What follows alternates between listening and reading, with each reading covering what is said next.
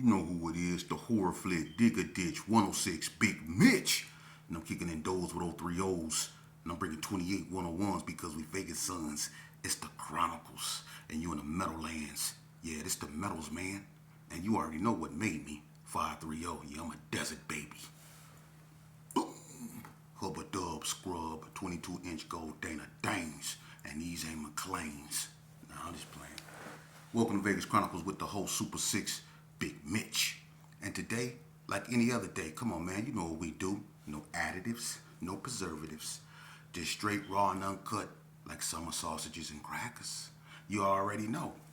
But shout out to everybody that's been rocking with your boy, man, Big Mitch on the journey, man. You know, step by step. We got to crawl before we walk, man, and we don't mind doing that, man. You know what I'm saying? Because we go do it right. You know what I'm saying? But shout out to everybody that's been supporting my platform, man.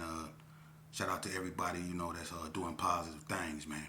Today, you know, I want to talk about something, man. And before I get into that, let me address something real fast.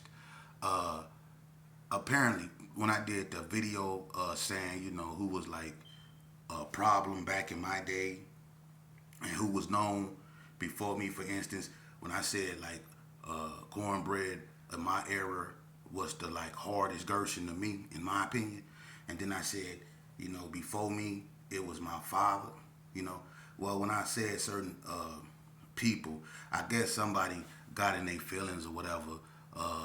You know, look, man, if you known for having fights back in 1985, I'm going to be honest with you. Ain't nobody watching you, man. And just because a person said that you know how to fight, ain't nobody talking about you, man. I mean, some people need to lighten up, man, for real. You know, ain't nobody really on that like that, man. This is something, I'm just chronicalizing Vegas, man, telling my life story. You know what I'm saying? I ain't trying to put nobody out where they don't want to be. I understand if people don't want their names, you know, said or whatever, because some people just want peace, you know, and don't want to be mentioned and nothing like that, and that's understood. So I'm not the type of person that, you know, try to drag someone somewhere they don't want to be. That ain't my MO. You know, anybody that know me know I keep it 100. So let me clarify something. You know, I'm gonna say this, and this gonna nip it in the bud. Now, this only my opinion, and I'm entitled to that, right? Okay, so we gonna do it like this. I said in my era on Donna, I said who in my era was the hardest already. Before my era, let me rectify. I'm gonna just keep it so 100. The hardest thing to ever come off Donna, period, is Carl. I'm gonna keep it 100 with you. Since you just want to know the truth, because I was trying to be unbiased and spread it around. Carl, the hardest thing that come up off Donna, man. And before Carl, it was the Byron boys, Vince Turpin. Vince Turpin is older than my father. But the Byron boys wasn't violent like that. But the hardest thing come up off Donna is Carl. Because if it don't be for Carl, a lot of cats be bloods. Because I'm gonna tell you something. Listen, I was in them streets in the early 80s. 85, I was in them streets. Them Lockharts and them Tatums was on people's helmets. If it don't be for Carl, a lot of dudes be bloods, man. And that's the truth. But hey, once again, that's only my opinion. And I'm going to tell you something else. You know, it's dudes that don't like what I'm doing because people, you know, recognize what I'm doing and it's gaining traction. And a lot of people wish I would talk about them or say something about them, but I will only be lying. Because some of y'all hating and doing all this here, you know, and everybody all of a sudden worried about, the feds this, the feds that. Let me help you out. There's no such thing as a casual gangbanger. The Supreme Court already ruled on that. You have to be knowingly and willingly involved in criminal activity. Okay? So y'all can kill that, and a bunch of y'all wasn't never even involved in nothing. Your name wasn't nothing in the street, so ain't nobody got nothing to say about you no way. And in the hoop scout, a bunch of y'all was only able to stay on the yard. And I'm going to keep it 100, especially at Nncc, because of me. Because at that time, them Gershons was anti-everything, man. They was only rocking with the Bloods. And a bunch of dudes was up there humble. And because they got along with me, they was allowed to stay on the yard. And there ain't no need to put people on blast, but that's on everything I love. I heard the conversation and was in the conversations they didn't hear. And they didn't have no homeboys that can defend them like that or nothing. And the only reason why they was allowed to stay there was because of me. So I'm not no dirty individual. I keep it 100. I don't change like some people. Moving along.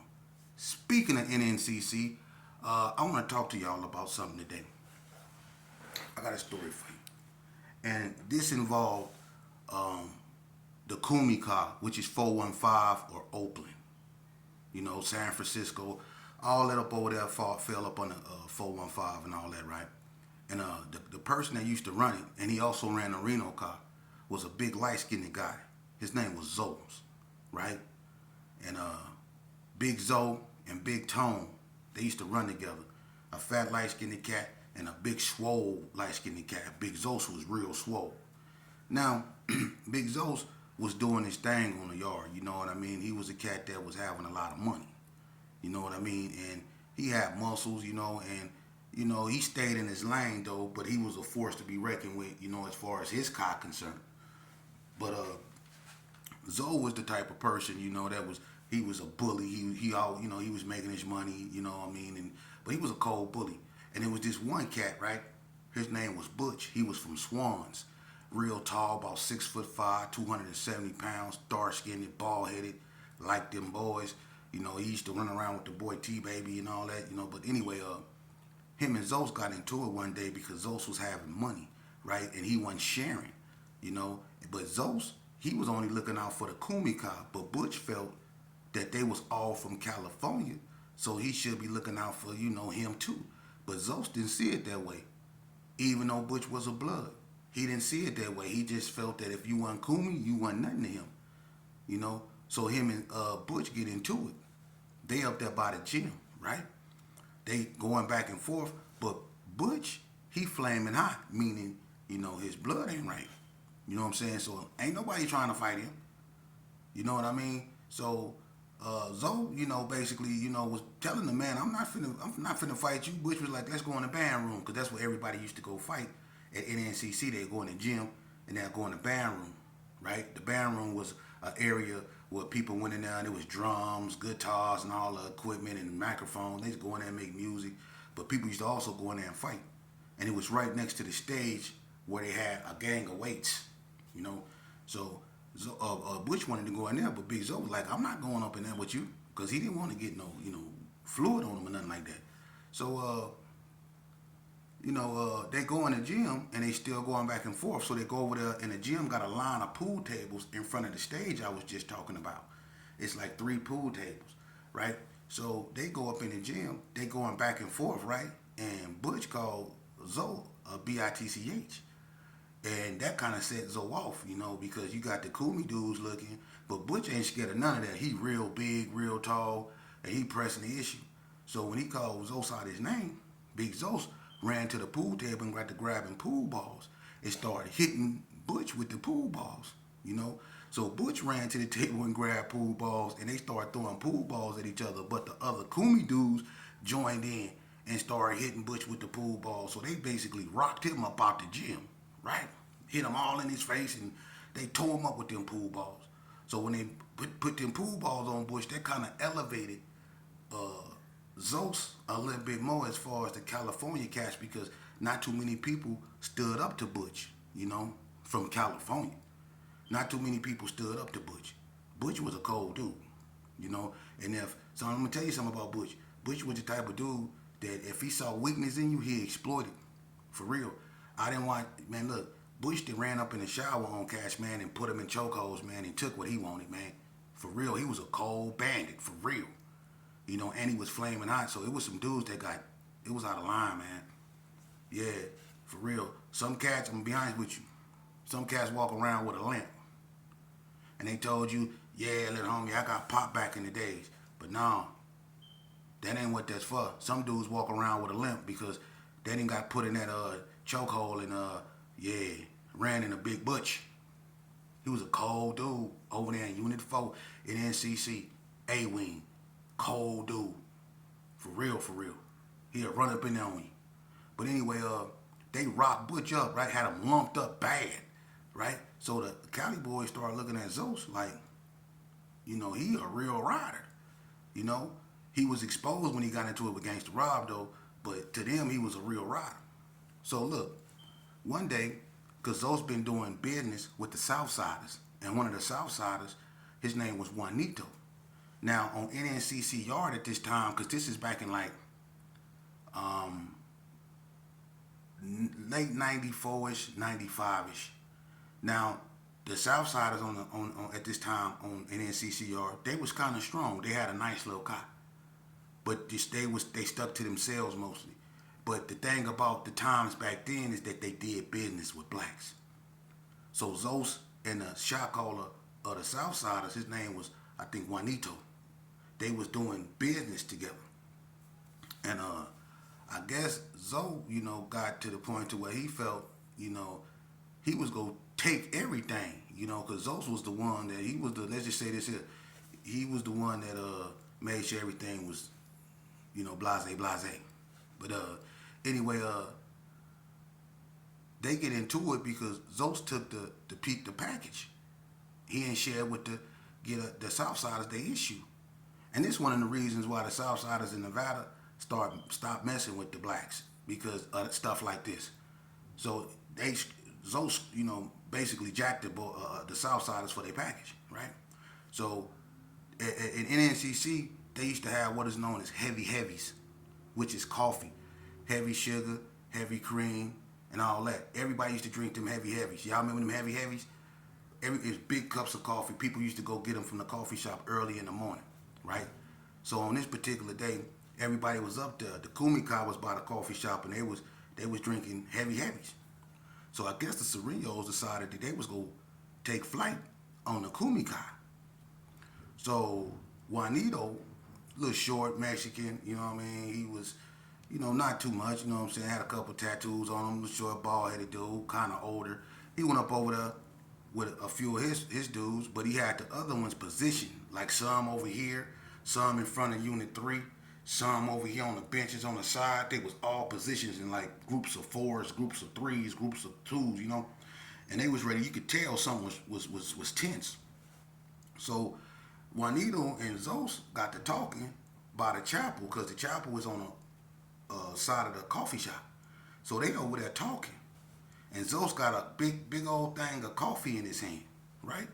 So they talking and you can hear like Juanito basically telling them like, no, that ain't what we agreed upon, man. And I talked to my female. That's all you heard him saying. Like he talked to his female, and they told him that they did what they were supposed to do, and Zo wasn't doing what he was supposed to do. So I guess Zo got tired of talking because he know what he did and he wasn't going nowhere. So Zo took that hot coffee that he had and he threw it in Juanito's face. And when he threw it in Juanito's face, that heavy heavies is hot. You have to sip on them until they cool off. When they give you them things, that's hot coffee, man. Hot coffee, heavy sugar, heavy cream. They put whipped cream on the top of it and all that, man. So when you sipping on that right there, they put marshmallows in it, all that stuff, man. He threw that in that Southsider's face. And when he threw it in the Southsider's face, it got all in his face, all on the chapel door. Then he fired on him. Boom, he started working him in the corner. And the Southsiders tried to run over there and help they shot caller. But the Kumi car met him off and clashed with the Southsiders. And it was blacks that was up there around the coffee shop, even Chicken Wing. I don't know if y'all remember Chicken Wing from Delmonico. Used to be out there with the Bible preaching in front of the coffee shop. He used to always have the Bible out there. He used to be preaching in front of the coffee shop. He used to get that Bible. He'd come out every morning and go, brother, y'all got to change your ways. Yeah, I remember Chicken Wing. Chicken Wing wasn't no joke. Chicken Wing he'd be out there preaching. But anyway, they had Chicken Wing out there fighting. Everybody was out there scrapping, right? And the Kumi car kind of like crushed and smashed the Southsiders. Bad. You know what I mean? And that was one episode where I really witnessed, the brutality that really, because I hadn't been in prison that long. And I really witnessed the brutality of, prison and the dealings and, how brutal it can get, And I just wanted to remind people of that. And I want you youngsters to understand that what I just talked about is something that goes on a norm up in there, man. So you have to be mindful of that. That's a place you don't want to go in, prison. That's a place you don't want to go to. I'm just keeping it so 100. But what ended up happening in Azos was after that incident, when he threw that, Zoe got too big headed. And Zoe basically, he got into it with Gangsta Rob. And Gangsta Rob was like the honcho of the Gersons up there. And they was doing business together. It was always over business. And Gangsta basically told him, you got till 4 o'clock to have my, he wasn't going for what the Southsiders went for. He said, you got till 4 o'clock to have mine. Because Zoe told Gangsta he wasn't getting them nothing. But when Zoe seen all them Gersons mounted up, because Zoe stayed in Unit 1, and he seen all them Gersons mounted up, man, and he seen that his Kumi car or the Cali car couldn't do nothing about that, because at this time, it was tense because there have been wars, between Las Vegas and California. So it really wasn't no, Southern California guys on that yard. It was just Kumi or BGF. You know what I mean? So it wasn't that many, if not any, Southern California cats on their yard. So he really didn't have no help, And the Kumi car basically wasn't trying to get into nothing like that, because if the Gersons made a move back during this time, the Bloods was gonna make a move because they had a united front, So he thought he found it in his best interest to give Gangsta what he owed him, and then Gangsta wanted interest, so he humiliated Zoe. So just as fast as Zoe went up here for what he did to the Southsiders, he went down there when he got into it with Gangsta Rob. You see? And he not only got humiliated, he basically got ran off the yard. And that's how Zoe ended up in Indian Springs. And then when he got to Indian Springs, the North started extorting him. Incredible Blue and all them was extorting him. Him and Big Tone. And Big Tone was from Cali. But they was extorting Zoe. So even a person like him, and this is a big old dude. I mean, this dude was swole, man. But he ended up becoming, the predator became the prey. He ended up getting bullied and deboed. So for everybody that think the Nevada system is soft and that it's camp happy, a lot of people go up there and it's like, news flash, for real. It's horrible up there, man. So I don't recommend nobody go. Listen, a lot of people scrutinize me for what I'm doing and telling y'all the real. They don't want y'all to know. See, if everything go on like it's going on, and these youngsters continue to destroy themselves, see, it gives people stuff to talk about. And when you give somebody something to talk about, it takes their mind off their own problems and the voidness in themselves. A lot of people love what's going on because it takes their mind off them, because when ain't nothing going on, they have to focus on their lives. And when they focus on their lives, there's nothing there.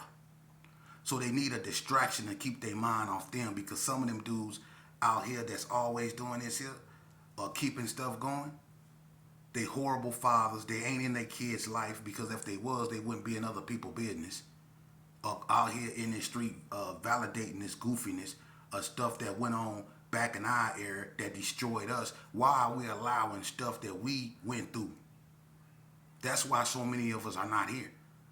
Because we allowed, what we went through to destroy the next generation. And then the next generation after that. And now the generation after that is being destroyed. Ain't nobody stepping up. You cats want to remain quiet. Man, I can't talk to these cats, man, but don't say my name, because I had a few fights back in 1985 and the feds might be watching me. But these youngsters up out here is still doing what they still going to funerals. This is what y'all love. This is what y'all love to do. Y'all love to say, man, these youngsters ain't gonna listen. That mean that you ain't gotta do it, put in no work, no real work. You know what I'm saying? And man, I ain't finna be messing with nobody. I'm gonna just go home. Yeah, you just go home now after all the carnage you caused in your community. When you was out there sagging your pants with your rag in your pocket, drinking your 40 ounce, doing what you was doing, spray painting on the wall, listening to Easy E, doing all that bull crap you was doing. It's over now that you done got old, huh? You don't want to go back and clean up your mess. You want to leave it for the next generation, huh? That's what's wrong with us. And then when somebody have the audacity, like in Las Vegas, who doing what I'm doing? Y'all letting people come from other states and chronicleize y'all history and tell y'all who y'all was and tell y'all what y'all came from. Y'all letting people from other states come out here and do that to y'all. But who doing it like me? And everybody know me. I'm really from here. I don't even got to speak on my father, man. It is what it is. But y'all know what, y'all, come on, man. I'm the only one doing this, and I'm giving an honest look inside the world of gang violence and what we can do to really combat this, man. Shout out to everybody that's doing their thing. I don't hate on nobody. Whatever they doing down there in the North that's positive for the North community, that's cool. Carl them got something going on down there, man. I talked to him, and it's real positive. And I told him, it's an honor for me to assist him in any way I can when it comes to positivity, because that brother right there, man, he stand on business, man.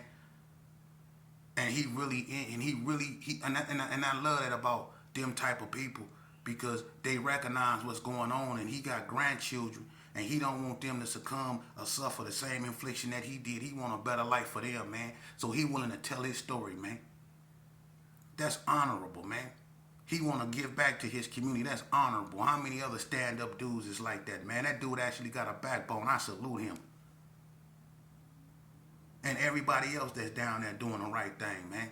Because they recognize what needs to be done in our community, and that we the only ones that can do it. We want law enforcement to come in our communities and clean everything up. But how they go pick up glass and put them back in places? We the ones that broke it. We know where the pieces go. That's our job. That's our mess that we created. You see? You ain't got to listen to me, but I'm going to tell you who you go listen to. You go listen to life. Because if you don't honor it and cherish it, just like that, you can lose it. And you see that every day. I don't care how tough you think you is or what you think you made of. Reality shows you and reminds you with what you hear. And you know such and such just passed away. It reminds you just how fragile and fickle you are as a human being. Every time you hear, hey, you know such and such passed away. You know such and such, man, it ain't looking too good. See, that reminds you that no matter what you tell yourself or how much you do this or whatever you do to take your mind off being a human being and putting yourself in a category you know you're not. Reality always finds its place, huh? It seeps back in. I done lost 3 childhood friends. Well, I lost childhood, family members 3 in a row. Back to back to back. So all y'all that want to stay mum, you can stay mum. But it's mamas out here that love what I'm doing, because ain't nobody speaking up for them. And it's a bunch of mamas out here that when their children go outside every day, they pray and they pray and they pray that God return them home safely, and that they don't get inflicted with the fungus of this street bull crap. For real, it's a lot of mothers that love what I'm doing. And the mothers out here have the most powerful intuitions, and I'm more receptive to that. Not cats talking in the peanut gallery.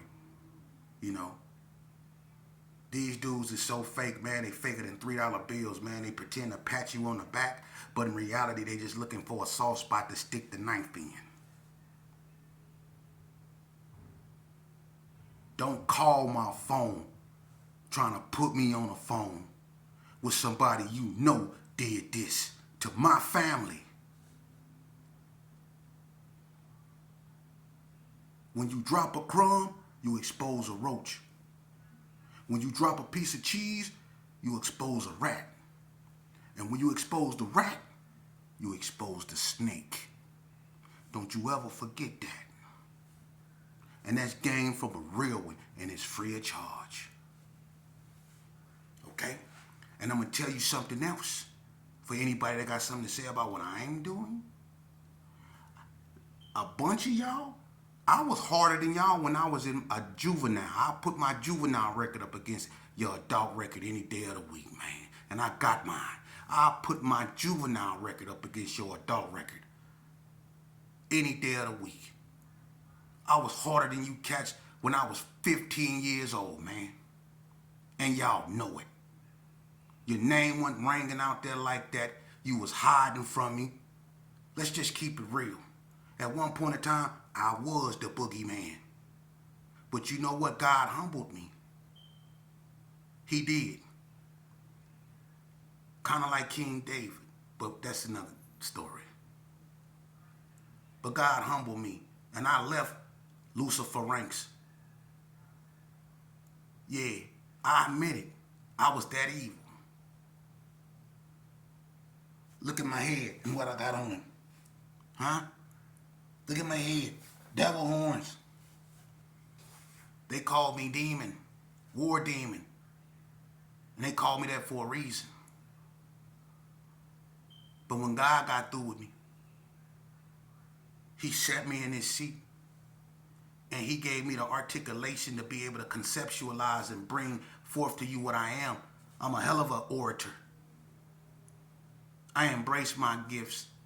I don't run from them, man. And you youngsters need to do the same thing. Some of y'all gifted. Y'all poets. Y'all basketball players. Some of y'all can flip. Some of y'all can do all kind of stuff. Some of y'all natural comedians. Embrace your gifts. You don't have to be a gangster to be validated as a man. You can go to school and do it the right way, man. There's so many people that come from your